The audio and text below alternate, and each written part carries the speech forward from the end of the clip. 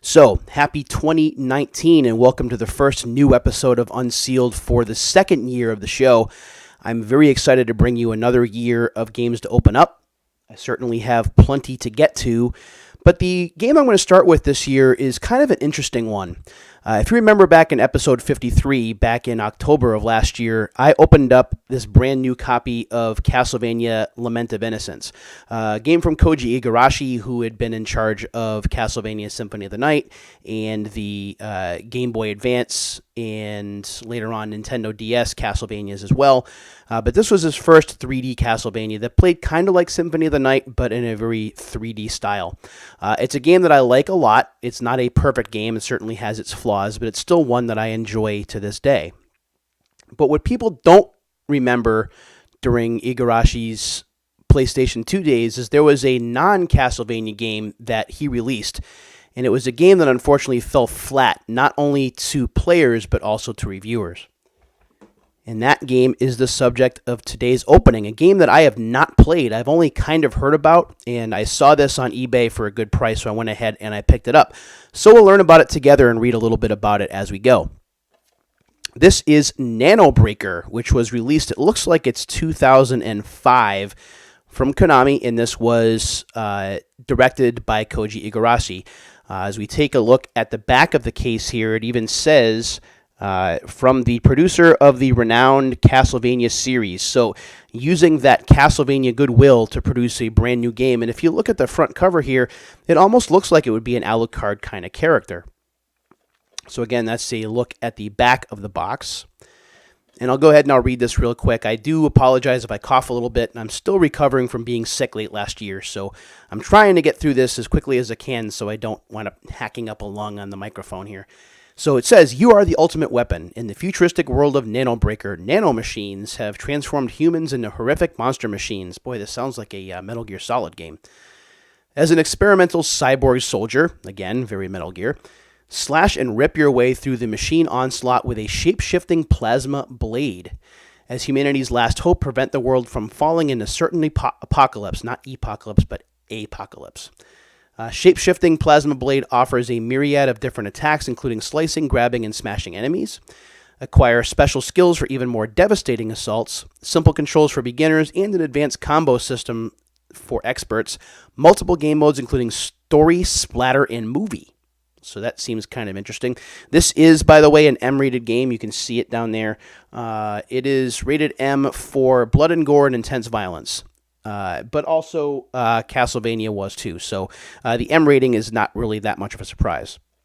So let's go ahead and open this up and see what we've got. And look at that, the first opening of the new season or the new year, and I don't really have a lot of problems getting it open. One of these days I will remember to have scissors. There we go, take that off of there. This does have the seal on the top. You can see the Nanobreaker seal right there. We'll go ahead and we'll take that off, and then we'll take a look at the instruction manual. As I said, I have not played this, so I don't know a lot about it, just what I've read. I did get this loose from GameStop when they were getting rid of their PS2 games back when they thought that was a good idea. Of course, now they're selling them again, but that's a story for another time. So let's open this up. Let's make sure it doesn't fall out. It does not. That's good.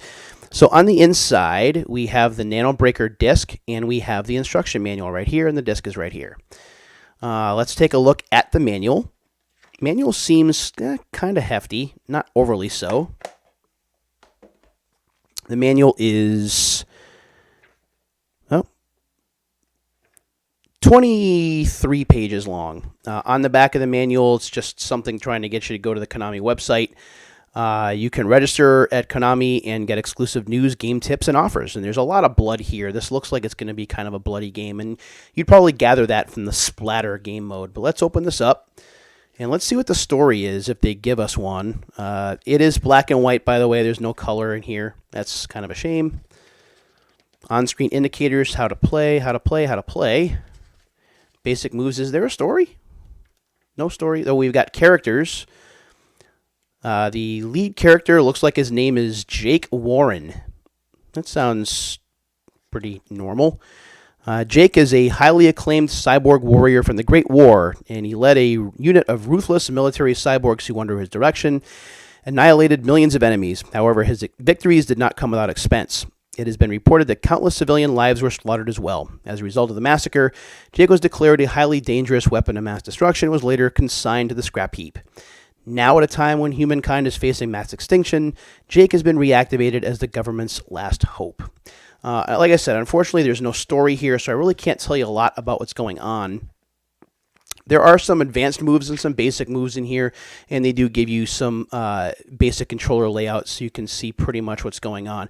This looks like it's a game that you have to play to appreciate rather than just kind of read about it.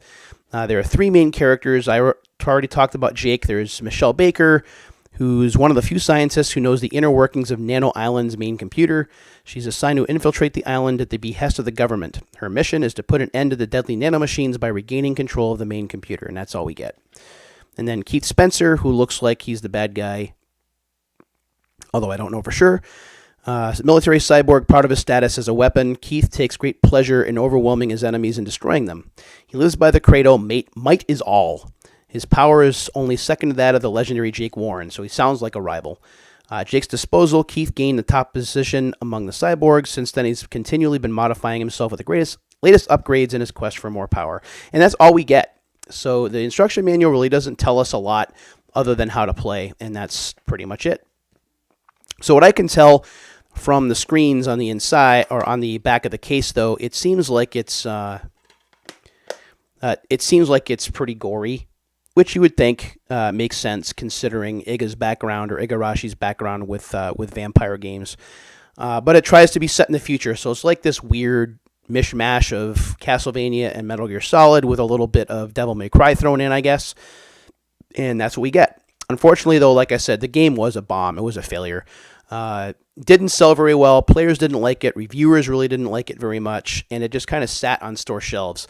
But again, when I saw this on eBay, I thought it was pretty interesting. I do remember that Igarashi was very prominent when it came to this game.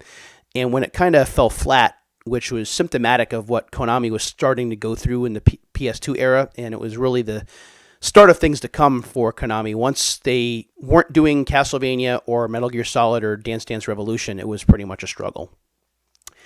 But I thought it would be a very interesting add to my collection. As I said, I just have this disc only, so now I can take that disc and give it away, or maybe sell it if someone wants it, and I can go ahead and have this complete copy, which I'm very excited about. So that is the first episode of Unsealed for this year, 2019.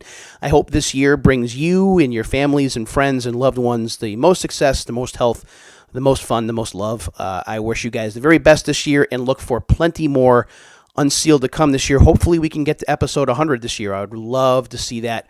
Right now, I think we're at episode 68, 69, something like that. So I think that we will get there, and I have a lot of cool stuff to come, so make sure you stay tuned. Thanks as always for watching, and until the next time, everybody, see you later.